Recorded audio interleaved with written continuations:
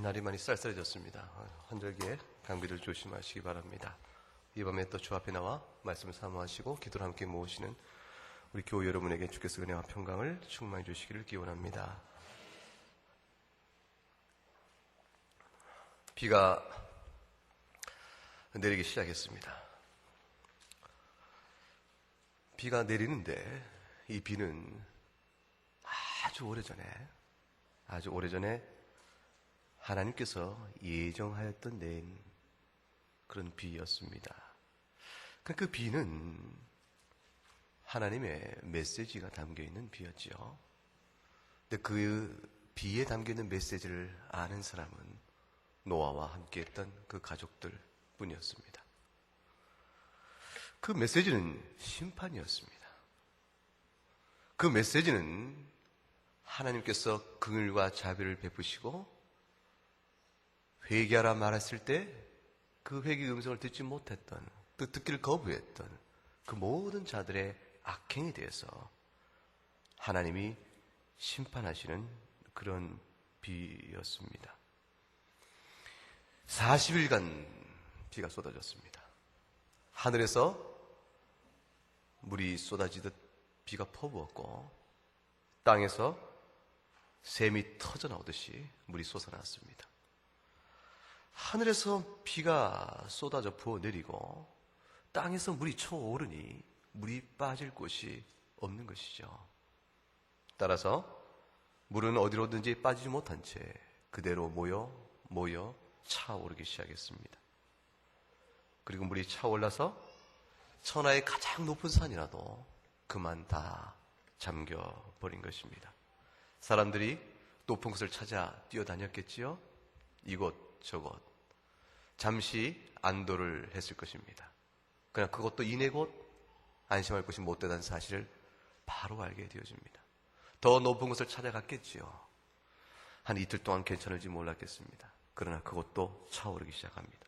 결국 모든 높은 곳을 물이 다 덮어버립니다. 오늘 21절에 보게 되면 그 비참함에 대해서 이렇게 설명합니다. 땅 위에 움직이는 생물이 다 죽었으니 곧 새와 가축과 들짐승과 땅에 기는 모든 것과 모든 사람이라. 모든 가축과 들짐승이라. 죽은 시체가 떠다니기 시작했을 것입니다. 죽은 동물들의 시신이 떠다니기 시작했을 것입니다. 물의 흐름이 잔잔하지 않아서 경류가 나며 몰아치게 될 경우 여기저기서 쓰러지는 짐승들의 모습들도 볼 수가 있었을 것입니다. 초목을 견디지 못하고 쓰러졌을 것이요, 사람이 세운 모든 건물은 이내 곧 다 무너져 버렸을 것입니다. 심판의 철저함에 대해서 22절과 23절에 이렇게 기록되어 있습니다. 코에 생명의 기운에 숨이 있는 것은 그것이 사람이든 짐승이든 심지어는 공중에 나는 새까지 모조리 하나님이 죽이셨다. 23절에 이르기를 지면의 모든 생물을 쓸어버렸다고 말씀합니다. 이보다 강력하고 전면적이며 철저한 심판의 표현이 없습니다. 단 한숨에, 단 한 명의 어떤 상황도, 어떤 애걸도, 어떤 울부짖음도 그 심판에 면할 만한 이유가 되지 못했습니다. 이 모든 물이 다 어디서 왔을까요? 창세기 1장 6절과 7절에 보게 되면 하나님이 물 가운데 궁창이 있어서 물과 물로 나뉘라 하시고 그 궁창 아래 물과 궁창 위의 물을 나누게 하셨다 되었습니다. 그 당시에 눈에 보이는 하늘 그 위에도 물이 있었던 것이요. 그래서 그 물이 쏟아져 내린 것입니다. 비는 40일간 내렸다고 되어 있습니다. 그 40일 동안에 노아와 노아의 가족들 그리고 일부 짐승들은 방주 안에 머물러 있었습니다. 그들이 방주 안에서 안전하게 머물러 있는 동안에 방주 밖에서는 처절하고 무서운 심판이 진행되고 있었던 것입니다. 비가 무섭게 내렸겠죠. 바람이 무섭게 불었을 것입니다.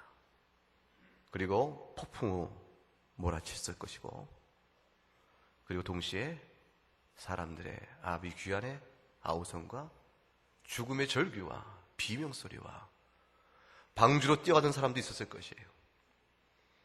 노아가 방주를 지은 것이 바로 이기 때문인가? 조금 높은 곳으로 올라간 사람들이 물에 떠오르기 시작한 방주를 바라보고 어떻게든 그곳으로 달려가려고 했을 것입니다. 닫혀진 방주의 문은 열 길이 없었습니다. 하나님이 닫은 것이죠. 그 방주의 문에 매달려 보려고 긁어 오르고 기어 오르고 해도 바람이 그들 그곳에 붙어있지 못했을 것이요, 경류가 방주에 붙어있는 그들을 쓸어버렸을 것입니다. 방주에 틈새를 내고 매달려 했으나 그 누구도 방주에 잠시 매달렸을 뿐 그것을 견디지 못하고 다 죽습니다. 죽음의 상황을 한번 마음속에 그려보세요. 어떤 모습이겠는가? 그들의 절규 속에서 그들이 그토록 애끼던 자신뿐만 아니라 자식들이 죽어가고, 그들의 손에 움켜쥐고 어떤 수단과 방법을 갈지 않아도 놓지 않으려고 했던 그 돈도 한순간에 사라져버린 것이고, 천하를 호령하며 왕권을 주장했던 그 세대의 권력도 한순간에 무너진 것이요, 학식을 자랑하고 명예를 뽐내던 것도 다 한순간에 죽은 시체들과 함께 쓰러져 버립니다. 썩은 쾌락과 더럽고 음란한 쾌락에 젖어서 흥청망청 놀던 그 즐거움은 어느덧 잊어버리고 눈앞에 보이는 죽음의 공포와 그 두려움 앞에서 그들 떨다가 결국은 죽었을 것입니다. 하나님이 그 40일 동안에 철저하게 심판하십니다. 철저하게 심판하십니다. 단 한 사람도 남기지 않고, 개중에 우리 가운데서 저자면 좀 나을 법하다 싶은 사람이 있을지 모르지만 하나님은 그도 예외 없이 노아와 노아에 속한 가족이 아니면 어떤 사람도 남김없이 하나님이 다 심판하십니다. 그들의 심판과 더불어 그들이 행한 모든 죄악도 물속에 잠겨버리고 그들이 섬기던 모든 각종의 우상들도 다 쓰러져 버렸습니다. 세상은 철저히 파괴되어 갔습니다. 하나님께서 그토록 보기에 좋았더라고 만드셨던 그 에덴 동산의 아름다움과 창조의 질서는 하나님의 심판 아래서 철저히 파괴되어 갔습니다. 파괴하시는 이가 바로 그것을 만드신 이시니 그 누구도 그것을 거슬리거나 돌이킬 수가 없는 것이었습니다. 40일이 지난 후에 온 세상은 깊은 정막 속에 있었겠죠. 더 이상 사람들의 소리가 들리지 않고 더 이상 어떤 소리도 들리지 않을 만큼 배는 떠돌아다니고, 이제는 어떻게 된 것인가? 바깥에 아무 소리가 없었을 때 그것은 곧 무엇을 의미합니까?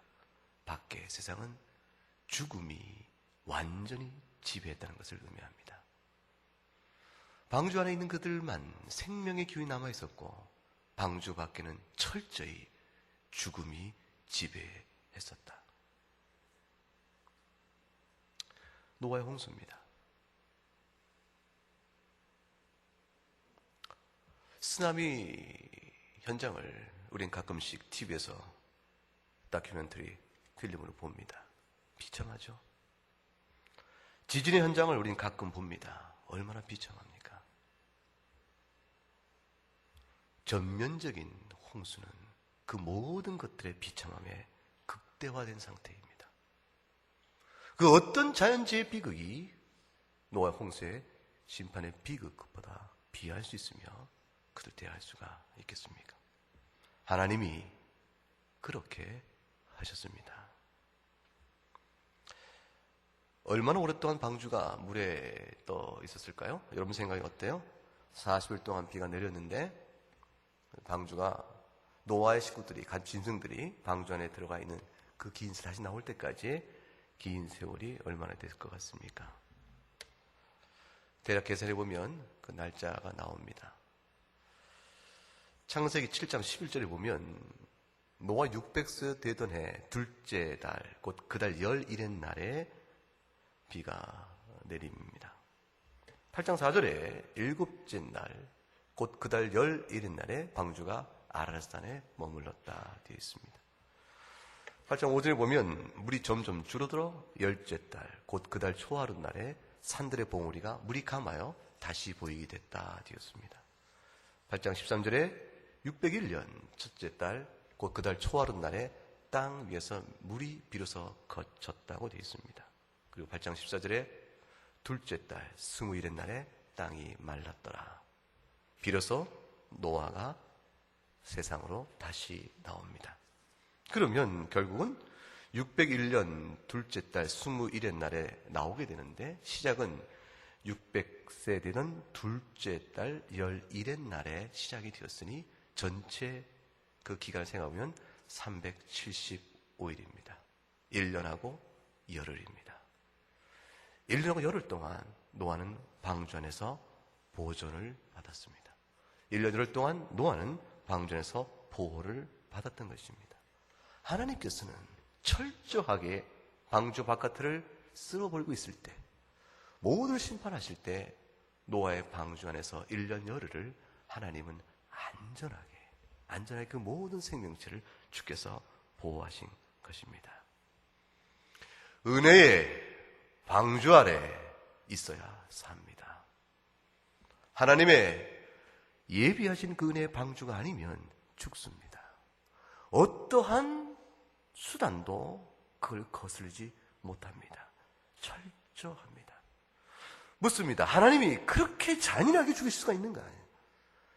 그렇게 잔혹하게, 철저히 심판하실 수 있을까? 그 심판하신 현장 속에서 사람의 마음이라도 가슴이 아프고 찢어지는 비참한 모습이 여기저기 있을 것이요. 자식의 죽음을 참아 못 봐 그걸 안고 있는 애미의 모습도 있을 것이라. 그러나 흙더미 속에 물에 같이 쓸려갑니다. 누구도 예배가 없었습니다. 하나님이 그토록 잔인한 분이신가? 하나님이 그러실 수가 있을까? 하나님이 그러실 수 있을까 묻는 것은 어리석은 질문입니다. 왜냐하면 하나님은 그러셨기 때문입니다. 하나님이 왜 그렇게까지 하셨습니까? 그것은 하나님 앞에서의 죄가 그토록 무서운 것이기 때문에 그렇습니다. 죄는 창조주를 거슬려 그 앞에서 하나님을 대적하고 미워하고 행한 모든 피조물들은 그 악행에 따라 결국에 심판을 받습니다. 복음의 메시지는 하나님 앞으로 돌아오라는 것입니다. 창조주가 있음을 기억하라는 것입니다. 우리는 피조물이요 하나님을 기억하라. 그것이 복음의 메시지의 첫 출발입니다. 그 사실 앞에서 아니요. 내가 지금 육체 가운데 생명이 있고 기운이 있기 때문에 내 생명인 줄 알고 하나님 앞에서 배역하며 반역하며 하나님을 미워하고 불순종의 악을 서슴없이 범한 모든 사람들의 죄악은 그 죄값대로 심판을 받습니다. 이 심판은 오래전에 있었던 일입니다. 그러나 앞으로도 심판이 남아 있습니다. 앞으로 하나님께서 노아의 물의 심판을 기초로 우리에게 말씀하는 예비된 심판, 그 심판은 불의 심판입니다. 베드로서 3장 3절과 7절 말씀에 사람들은 심판을 조롱하지요. 주의 강림의 약속을 비웃습니다. 그러나 이들은 이미 세상에 한번 물로 심판됐다는 사실을 기억하지 않고 오히려 그것을 조롱하지만 그러나 끝내 그것은 7절에 가게 되면 경건치 않은 사람들을 향하여 하나님이 멸망의 날까지 잠시 보존한 것에 불과할 뿐 지금 이 시대는 불사르기 위해서 잠시 있을 뿐인 줄을 미처 깨닫지 못한다. 여러분 생각 어떻습니까? 하나님께서 불로 이 세상을 다 태워버리실 그날이 되어지면 하나님께서 모든 사람을 주의 보좌 앞에 불러 모으시고 심판하실 터인데 그럴 때 세상은 불에 타버려 없어질 것이요 모든 악인들은 영원한 불못에 던져지는 심판을 받게 될 것인데 그때에 다시 기회가 있을까요? 그때에 하나님의 긍휼을 맛볼 수 있는 다시 기회가 있겠습니까? 막연하게 우리는 혹시라도 그렇지 않을까 이런 생각을 할 수 있을지 모르겠습니다. 그런데 성경의 종말의 심판에 관한 메시지에 보게 되어지면 다시 기회가 있을 것이라는 암시는 성경 어디에도 찾을 수가 없습니다. 불행하고도 안타까운지 모르지만 없습니다. 두 번째는 하나님이 먼저 보이셨던 심판의 사례가 그것을 말해주지 않습니다. 노아의 홍수의 심판 속에서 노아의 방주 바깥에 있던 사람들 가운데서 단 한 명이라도 뗏목을 의지해서 생명을 건진 자가 있었으면 하나님이 긍휼히 그에게 미침으로 노아의 방주 바깥에서도 생명을 건질 수 있을 수 있었겠다. 생각해 보겠지만 하나님의 심판의 전면적 역사적 사례요, 오고는 모든 세대에 교훈으로 주신 그 심판은 방주 이외의 사람은 처절하게 죽어야 했습니다. 예외가 없습니다. 그날이 되어지면 단 아무도 다시 기회를 잡을 사람은 없는 것이요, 그날이 되어지면 모두가 죽습니다. 오직 예수 그리스도의 은혜를 받은 사람들, 복음의 은혜를 받은 사람들, 그리스도의 방주 안에 들어온 사람들만이 생명을 건지게 되어집니다. 방주 밖에 있는 사람들이 처절한 심판을 당할 때 예수 그리스도 안에 있는 성도들은 어떤 일을 경험하게 될까요? 노아가 방주 안에서 안연하고 하나님의 사랑의 품 안에서 1년 열흘을 보호받고 있었던 것 같은 그 안식이 그에게 있는데 주께서 재림하여 이 세상을 심판하실 그날이 되실 때 주 안에 있는 성도들에게는 어떠한 일이 있어지겠습니까? 데살로니가전서 4장 16, 18절에 이 얘기를 합니다. 주님께서 호령과 천상의 소리와 하나의 나팔소리로 친히 하늘로부터 강림하실 때 그리스도 안에서 죽은 자들이 먼저 일어납니다.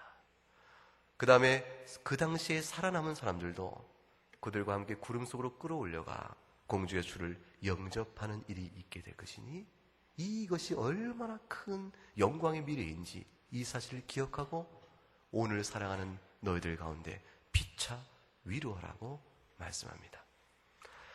그리스도 안에 있는 성도에게는 영광이 약속되어 있습니다. 그것은 휴거입니다. 주께서 내가 살아있을 때 오시면 우리는 공주로 들림을 받게 될 것이요, 만일 주께서 다시 오시기 이전에 내가 육신의 삶을 끝마치게 되어지면 그날에 나는 부활의 몸을 입고 공중의 주를 함께 만나서 같이 내려오는 놀라운 은혜를 경험하게 될 것이다. 보라, 이것이 바로 위로의 날이요, 오고 오는 모든 세대의 죄악된 세상 속에서, 어둠의 세상 속에서, 마귀의 권세 아래 놓여있는 모든 세상 속에서 하나님을 기억하고 주의 말씀대로 교훈대로 살아간 성도에게 주는 위로라. 온 이스라엘 향하여 주께서 선지자를 통해 말하기를 주의 날을 기대하라고 했습니다. 주의 날이 오면 회복이 있을 것이요, 주의 날이 오면 이스라엘의 소망이 있을 것이라. 그 소망이 약속되어 있는 것입니다. 우리는 이 소망으로 죄악 가운데 있는 이 세상 속에서 죄악의 흐름을, 죄악의 물결을 거슬려 살아갑니다. 마귀는 이 세상의 죄악과 타협해 살지 않으면 마치 홍수 쓸림같이 우리가 쓰러져 버려서 죽을 것이라고 말합니다. 우리가 세상의 세파를 거슬려 살겠는가? 모두 다 이렇게 살아가는데 그 흐름을 거슬려 살 수 있겠는가? 이게 죽음이 아닐까 말합니다. 그러나 세상의 죄의 세력을 거슬러 사는 것은 그들은 그것으로 죽음을 위협하지만 실상은 하나님 앞에서의 영원한 생명의 길입니다. 그것이 바로 좁은 문에 나가는 길이요, 생명으로 가는 길이요, 구원에 가는 길입니다. 온 역사 속에서 교회에 속한, 주에 속한 모든 백성들은 그런 삶을 살아왔습니다. 그런 삶을 살아왔으며 오늘 사는 우리들에게도 동일한 삶을 살라고 성경은 우리에게 교훈합니다. 그날이 기다려집니까? 주께서 오실 그날을 소망 중에 바라십니까? 그날이 언제 어떻게 온다고 성경에 기록되어 있죠? 데살로니가전서 5장 1절과 3절을 보게 되면 도둑같이 올 것이라고 되어 있습니다. 그러니까 언제 올 줄 알 수가 있습니까? 모릅니까? 모릅니다. 그날은 도적같이 올 것입니다. 언제 올 줄 모릅니다. 노아의 홍수가 언제 내릴 줄 사람들이 몰랐던 것이죠. 어느 날 때가 채어짐에 비가 투투투투 쏟아지기 시작한 것입니다. 어느 날 때가 되어짐에 하늘이 갈라지고 주께서 재림을 하시는 것입니다. 그런데 노아의 홍수가 쏟아지기 시작했을 때 하늘이 짙은 구름으로 모아지기 시작하면서 요란한 소리가 덮게 온 하늘에서 비가 막 쏟아졌을 때 노아는 결코 당황하지 않았습니다. 왜냐하면 이미 노아는 방주 안에 들어가 있었기 때문입니다. 주님께서 홍수의 심판을 시작하기 바로 전에 일주일 동안 노아와 모든 동물들을 차근차근 방주 안에 들어놓습니다. 마지막에 방주에 들어간 후에 주께서 문을 닫은 순간 노아는 주께서 오실 것이라, 심판이 임할 것이라 당황치 않습니다. 오늘 성도들도 마찬가지입니다. 성도들도 그때가 언제인지 모르지만 주님 오실 때 결코 당황하지 않습니다. 왜 그럴까요? 4절과 5절에 성경에서 이렇게 기록되어 있습니다. 데살로니가서 5장 4절과 5절에 형제들아, 같이 한번 읽어보죠. 형제들아, 너희는 어둠에 있지 아니하며 그날이 다 빛의 아들이요 낮의 아들이라. 우리가 밤이나 어둠에 속하지 아니하느니라. 성도들은 주께서 언제 오실지 모르지만 그가 도둑같이 올 것이나 결코 성도들은 도둑같이 임하지 못할 것이라고 말합니다. 왜 그럴까요?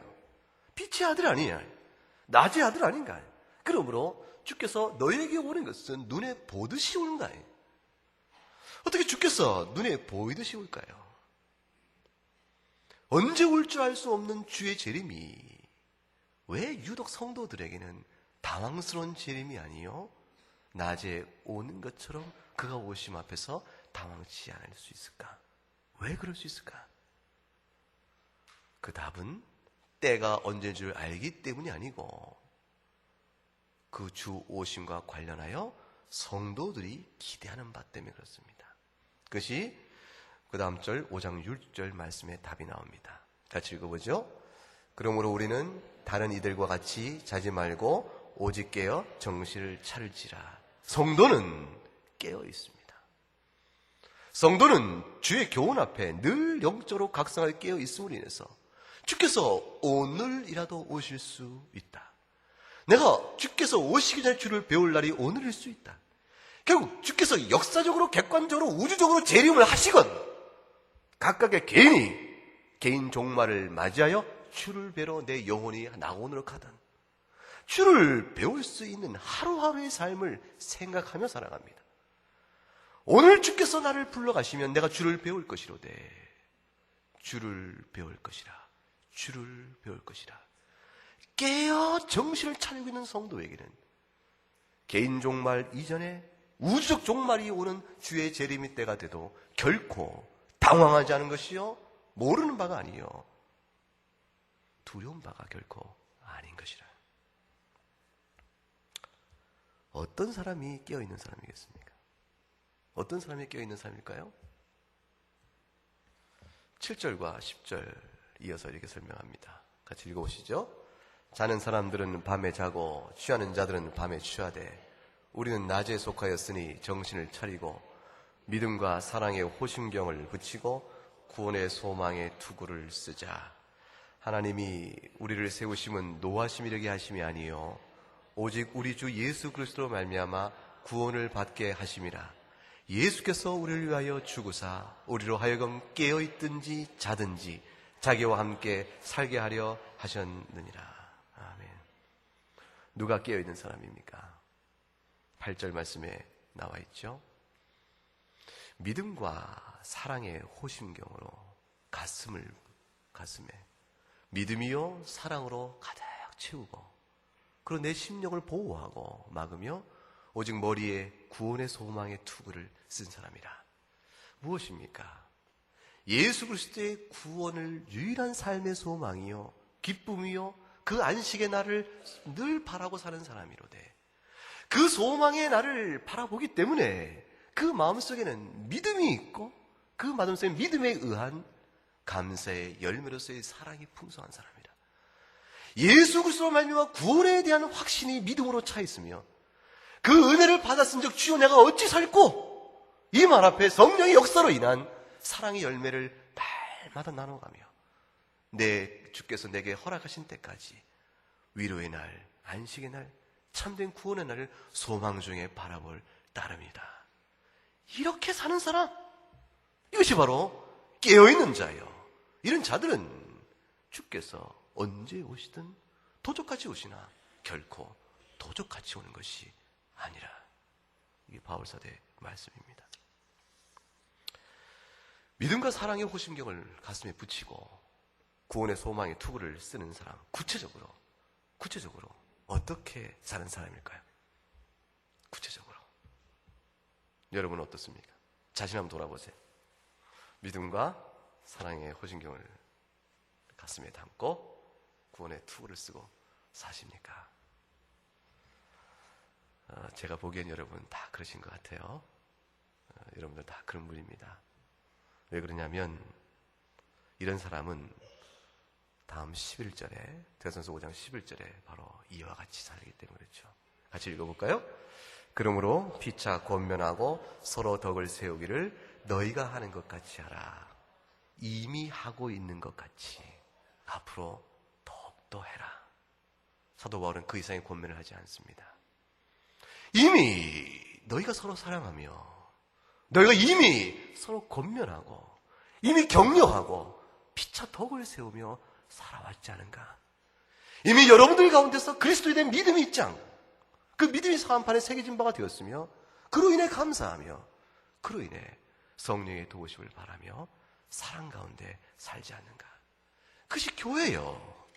그것이 주 안에서 새 생명 받은 언약 공동체의 주의 백성들의 모습이 아닌가? 여러분 가운데서 그 모습을 내가 보고 있으니 이미 여러분들이 하는 것 같이 내가 부탁하건대 계속해서 할 것이라.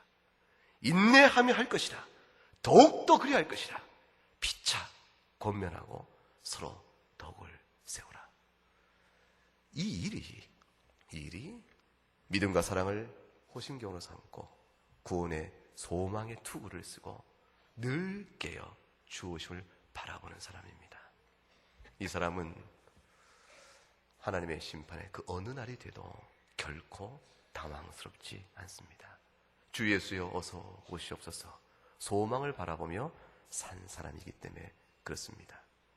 노아의 날에 홍수가 임하고 그날에 불현듯 온 듯 하더나 노아에게는 결코 당황스러운 날이 아닌 것처럼 우리에게도 그날이 되면 그리할 것입니다. 노아의 방주 안에 있는 사람은 살았습니다. 하나님의 은혜를 입은 사람은 살아갑니다. 그들 모두는 하나님을 사랑하며 받은 바 은혜를 감사하며 주를 영원하게 하며 그를 기뻐하며 살며 사는 인생들이기 때문입니다. 이 은혜를 생각하면서 오늘날 우리에게 믿음 주시고 교회 주시고 이 시대에 복음 전하는 귀한 사명 주시고 우리와 하여금 주와 동행을 하도록 이끄시는 하나님의 사랑이 얼마나 큰지 감사하시면서 여러분의 삶 속에 주의 은혜의 빛을 잘 나타낼 수 있기를 주의 이름으로 축복합니다. 기도 올리겠습니다.